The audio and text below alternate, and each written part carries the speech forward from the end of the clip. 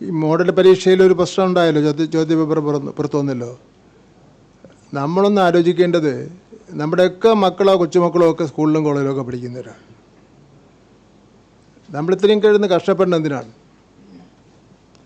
കുട്ടികളുടെ അച്ചടക്കം ഉണ്ടാവണം. കുട്ടികൾക്ക് അക്കാഡമിക് നിലവാരം മെച്ചപ്പെടുത്തണം. അതാണല്ലോ നമ്മുടെ എല്ലാ വീടുകളിലുള്ള നമ്മുടെ എല്ലാ ആഗ്രഹം എന്ന് പറഞ്ഞാൽ. ഈ മോഡൽ പരീക്ഷയിൽ ബന്ധപ്പെട്ട കക്ഷിയെ പോലീസ് പിടിക്കുമെന്നുള്ള പ്രസ്താവന വന്നപ്പോൾ, പോലീസെ കൊണ്ട് നടപടി സ്വീകരിക്കുമെന്നുള്ള പ്രസ്താവന വന്നപ്പോൾ, ഒരു കുട്ടി ഒന്നിലധികം പറഞ്ഞ കുട്ടികൾ പറയാണ്, അങ്ങനെ പിടിപ്പിക്കുന്ന വ്യക്തിയുടെ കൈവിട്ടും ഞങ്ങൾ. കുട്ടികളുടെ പ്രസ്താവനയാണ്. നമുക്ക് അത്തരം കുട്ടികളെ സാന്ത്വനപ്പെടുത്തി അവരുടെ കാര്യങ്ങൾ പറഞ്ഞ് മനസ്സിലാക്കി കൊണ്ടുവരാൻ്റെ കാര്യങ്ങളിൽ നമ്മൾ ചെയ്യേണ്ടത്. അല്ലെങ്കിൽ നമ്മൾ കേരളം എങ്ങോട്ട് പോകും?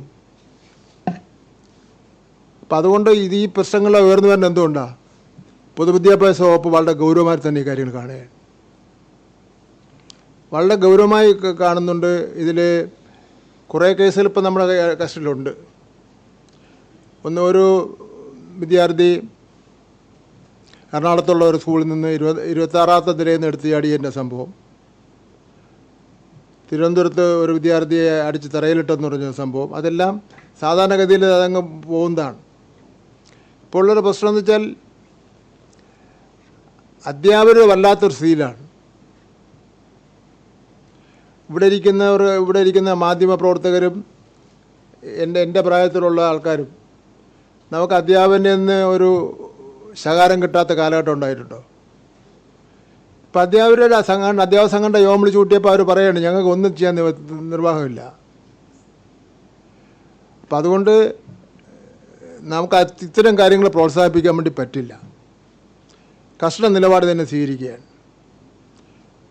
അത് പരീക്ഷ ഹാളിൽ നടക്കുന്ന കാര്യമായിരുന്നാലും, പരീക്ഷ പേപ്പർ നോക്കുന്ന കാര്യത്തിലായിരുന്നാലും, കുട്ടികളെ പഠിപ്പിക്കുന്ന കാര്യത്തിലായിരുന്നാലും ഉള്ള കുറവുകളും പോരായ്മകളും ഒരു വിട്ടുവീഴ്ചയുമില്ലാതെ തന്നെ നോക്കുന്ന കാര്യത്തിൽ തർക്കവും വേണ്ട. അതുകൊണ്ട് തന്നെയാണ് കൊച്ചു കൊച്ചു കാര്യങ്ങളെല്ലാം പത്രങ്ങളിലൂടെ ഉയർന്നു വന്നിട്ടുള്ളത്.